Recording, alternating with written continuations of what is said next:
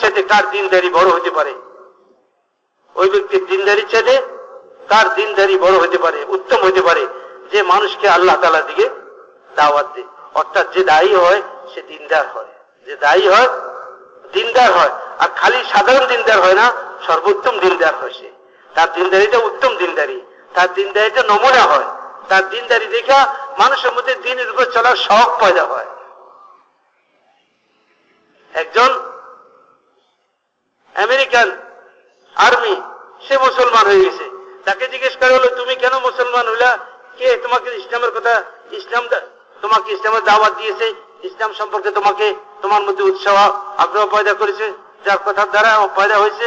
সে বলল যে না, আমাকে কেউ দাওয়াত দেয়নি, আমাদেরকে একবার এক অভিযানে সরকার আমাদেরকে পাঠাইছে, এবং সেটা ছিল সমুদ্রপথ দিয়ে আমরা পানি জাহাজে, বড় স্টিমার নৌবাহিনীর জাহাজে আমরা যাইতেছিলাম। তো যাইতে যাইতে আমরা ওই এলাকার মধ্যে যখন পৌঁছি, ওই এলাকার কুল গ্যাসে যখন জাহাজ চলতেছিল, তখন ছিল শেষ রাত্রি বা মধ্যরাত্রি ছিল। সব সাথীরা ঘুমাই গেছে, কেউ কেউ জাগরণ আছে, আমিও জাগ্রত ছিলাম। আমি বাইরের দৃশ্য অবলোকন করতেছিলাম, দেখতেছিলাম। তখন দেখলাম যে একটা লোক, আমি তো জানি না এটা কি আমল, ইসলামের কোন আমল, বাকি এলাকা ছিল মুসলমান এলাকা। একটা লোক, সে শুকনায় জমিনের উপরে দাঁড়ানো, আর দীর্ঘ সময় সেইভাবে দাঁড়িয়ে আছে, যেমন কোন অপরাধী, কোন অসহায়, কোন বড় শক্তিশালী মালিক ও প্রভুর সামনে দাঁড়াই আছে, এবং মনে হয় যেন তার শরীরের মধ্যে কোনো প্রাণ নাই, কোনো নড়াচড়া নাই। দীর্ঘ সময় আমি এটা অবলোকন করলাম। এরপরে সে ঝুঁকলো, আর সেটাও দীর্ঘ সময় অত্যন্ত বিনয় সহকারে। এরপরে সে আবার উঠে দাঁড়ালো, লম্বা সময় এটা বিনয় সহকারে। আমি দেখতেছিলাম, কারণ জাহাজ অতিক্রম করতে জায়গাটা অনেক সময় লাগতেছে। তারপরে তার এইভাবে মাথা জমিনে রাখা, উঠা, জানি না এগুলা যে ইসলামের ইবাদত, মুসলমানদের ইবাদত, এটা আমার জানা নেই। কিন্তু তার এই অবস্থা এবং তার ভিতরের অবস্থাটা আমি জানি না, তার বাইরের অবস্থায় প্রমাণ করতেছে যে তার ভিতরে কি অবস্থা। তো এটা আমার জীবনের উপরে এক বড় প্রভাব ফেলল, যে কোন শক্তি, যার সামনে মানুষ এভাবে কেউ নাই, এখানে সুনসান এলাকা, কোন মানুষ নেই, কিছুই নাই। যদি কোনো পুলিশ থাকতো, আর্মি থাকতো, হয়তো তার ভয়ে হয়তো কিছু করতেছে, এরকম কিছুই না। তো এইটা আমার জীবনের উপরে, আমার দিলের উপরে প্রভাব ফেলছে। এরপরে আমি খোঁজ খবর নিয়েছি, জানছি, তারপরে জানলাম যে এটা মুসলমানদের এক বিশেষ ইবাদত, যার নাম নামাজ। এটা জানার পরে আমি মুসলমান হয়ে যাই। এর মুহতারাম দোস্ত, দায়ীর জিন্দেগি উত্তম আদর্শ হয় ইবাদতের লাইনে, মুআমালাতের লাইনে, মুআশারাতের লাইনে, আখলাকের লাইনে, হার লাইনে দায়ী আদর্শ হয়। এখনো দোস্ত বুজুর্গ, উম্মত তো দাওয়াতের ওই সিফাত বহু আগে হারিয়ে ফেলছে, যে সিফাতের সাথে সাহাবা একরাম এই মেহনতকে করতেন। আর সারা দুনিয়াতে তাদের মেহনতের বদলায় আল্লাহ পাক দ্বীনকে দুনিয়াতে জিন্দা করছেন, কওম ও জাতিকে আল্লাহ তাআলা হেদায়েত দিয়েছেন, সারা দুনিয়াতে আল্লাহ হেদায়েতের হাওয়া চালাইছেন। আজ দোস্ত আর বুজুর্গ, উম্মত দাওয়াতের ওই মেহনত থেকে বিচ্ছুত হয়ে গেছে।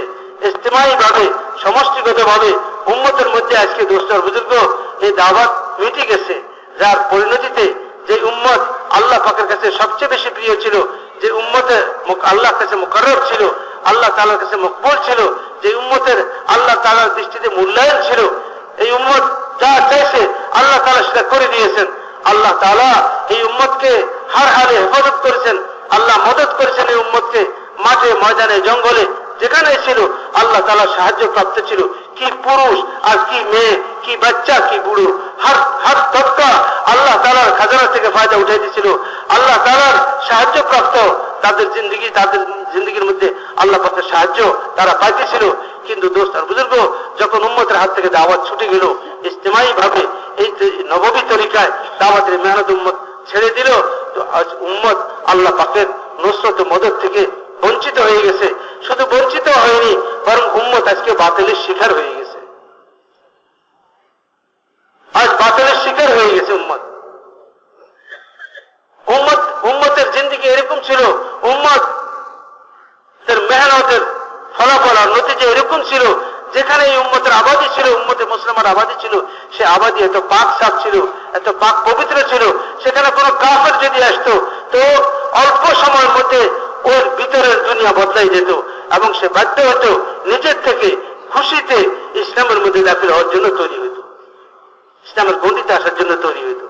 আজ তো দোস্তার বুজুর্গ, মেহনত আমাদের হাতছাড়া হয়ে যাওয়ার কারণে আজ আমাদের ঘর আমাদের হাতছাড়া হয়ে গেছে, আমাদের বাচ্চারা আমাদের হাতছাড়া হয়ে গেছে।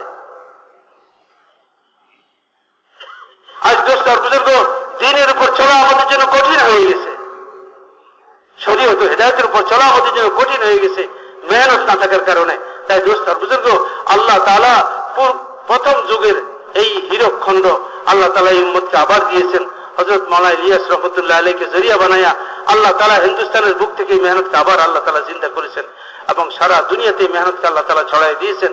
হযরত জি রহমতুল্লাহ বলতেন যে আমি এই মেহনতকে কারে নবুয়ত ইয়াকিন করি, কারে নবুয়ত হিসেবে বিশ্বাস করি, এটা কার নবুয়তওয়ালা কাম। এই জন্য দোস্ত বুজুর্গ, নবুয়তওয়ালা কাম নবুয়তওয়ালা সিফাতের সাথে, নবুয়তওয়ালা কাম নবুয়তওয়ালা কোরবানির সাথে, নবুয়তওয়ালা কাম নবুয়তওয়ালা তাআল্লুক মা আল্লাহর সাথে, নবুয়তওয়ালা কাম নবুয়তওয়ালা ইবাদত ও বন্দেগীর সাথে। কথা বুঝে আসতে পারে ভাই? নবীরা যেভাবে দাওয়াত দিচ্ছেন ইবাদত করতে হুয়ে দোস্ত আর বুজুর্গ, আর আল্লাহ তাআলার ইয়াদ করতে হুয়ে, আল্লাহ পাকের হুকুম মতো নিজের জিন্দগিকে আল্লাহ তাআলার হুকুম মতো ইস্তেমাল করতে হুয়ে যেভাবে নবীরা এই মেহনতকে করেছেন, দোস্ত আর বুজুর্গ, আমরাও যদি ওই তরিকায় মেহনত করি তাহলে ইনশাআল্লাহ আল্লাহ চাহে তো আল্লাহ পাক আমাদের এই মেহনতের বদলায় আমাদের জিন্দগিও বানাই দিবেন, আমাদেরকে আল্লাহ তাআলা হেদায়েত দিবেন এবং तमाम ইনসানিয়তের হেদায়েতের জন্য আল্লাহ তাআলা রাস্তা খুলে দিবেন।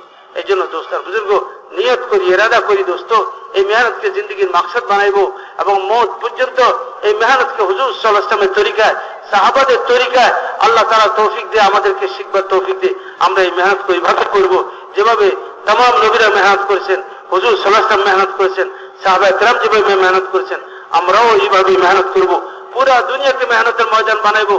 কিয়ামত পর্যন্ত আনওয়ালা সমস্ত মানুষের হেদায়েতের নিয়ত করিয়া নিজের হেদায়েতের নিয়তের সাথে, কিভাবে নিজের হেদায়েতের নিয়তের সাথে, নিজের ইসলাহের নিয়তের সাথে, নিজের সংশোধনের নিয়তের সাথে কিয়ামত পর্যন্ত আনওয়ালা সমস্ত মানব জাতির হেদায়েত ও সংশোধন ও ইসলাহ সামনে রেখা দোস্ত আর বুজুর্গ, হুজুর সাল্লাল্লাহু আলাইহি ওয়াসাল্লামের তরিকায় ও সাহাবাদের তরিকা ও তাদের জজবায় এই মেহনতের মধ্যে ইনশাআল্লাহ আমি আগে বাড়িব, চলবো। যেভাবে বড়রা বলেন করার জন্য ওইভাবে মেহনত করব, তাহলে ইনশাআল্লাহ এই মেহনত করানোওয়ালাদেরকে মেহনতই আগে বাড়াই দিবে, মেহনতই আগে বাড়াই দিবে। কেউ কাউকে আগে বাড়ায় না, কেউ কাউকে পিছনে হটায় না। মনে রাখেন, এই মেহনতের মধ্যে কেউ কাউকে আগে নিয়ে যেতে পারে না, কেউ কাউকে তরক্কি দিতে পারে না, আর কেউ কাউকে জোর করে পিছনে সরাই রাখতে পারে না। মেহনতই মেহনত করানোওয়ালাকে আগে বাড়াই দে, আর মেহনতই মেহনত করানোওয়ালাকে পিছনে হটাই দে। আল কোরআন হুজ্জাতুল লাকা ওয়া আলাইকা, কোরআন তোমার পক্ষে সাক্ষী হবে, না হয় তোমার বিপক্ষে সাক্ষী হবে। এই কোরআন, এই ইলম, এই হেদায়েত, এই দ্বীন বহু জাতিকে উন্নত করেছে আর বহু জাতিকে অবনতির চরম সীমায় পৌঁছাই দিয়েছে।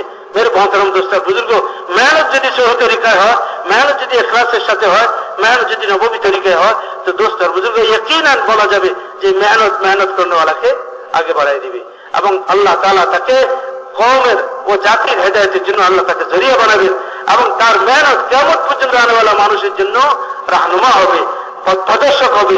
সে দুনিয়া থেকে চলে যাবে, কিন্তু তার মেহনতের ধারা কিয়ামত পর্যন্ত চলবে আর ওর আজের অবশ্যই কবরে থেকে পাইতে থাকবে। এই জন্য দোস্ত বুজুর্গ, মেহনত করার নিয়ত করছি আমরা সবাই ভাই। ভাই, আমরা সবাই পুরনো সাথী, এখানে আমরা আসছি জিম্মাদার সাথী, যারা আমরা আমাদের সাথী থেকে নিয়ে চলছি, মাজমাকে নিয়ে চলছি। মেরে ভাই বুজুর্গ, কালকে আমার মাওলানা আব্দুল রশিদ সাহেব এলান করতেছেন, আমার খুব ভালো লাগছে এলানটা। উনি এলানের মধ্যে বলতেছেন, এতদিন তো আমরা চালাইছি, এখন এখানে আমরা চলে দেখাই, এখানে আমরা চলে দেখি। সব তো পুরনো, সব তো জিম্মাদার, সব চালানোওয়ালা, আমরা চালানোওয়ালা। অনেক সময় চালাতে চালাতে নিজে চলার কথা ভুলে যায় মানুষ, চালাতে চালাতে চালানোর মেজাজ পয়দা হয়, চলার মেজাজ আর থাকে না। তো দেখা যায় সাধারণ সাথীর সাথে চলতে পারে না, সাধারণ সাথীর সাথে চলতে পারে না। কথা বুঝে আসছে? ওই যে বলি মসজিদ ও জামাতের যে 3 দিনের জামাত, সব পুরানরা একসাথে চলে যায়, নতুন কেউ নেই।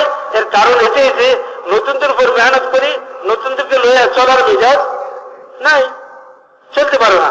তা আমরা তো সব চালানোওয়ালা, কিন্তু এই 5 দিন আমরা এখানে চলনেওয়ালা, আমাদের চালানোওয়ালা যারা তারা আসছেন, এখন ওনারা আমাদেরকে চালাইবেন। কথা বুঝে আসছে? এই 5 দিন যদি চলে দেখাই দিতে পারি আর জিনিসগুলোকে সুন্দরভাবে, তো আল্লাহ চাইতে ইনশাআল্লাহ আল্লাহ তাআলা আমাদের থেকে কাম নেবেন।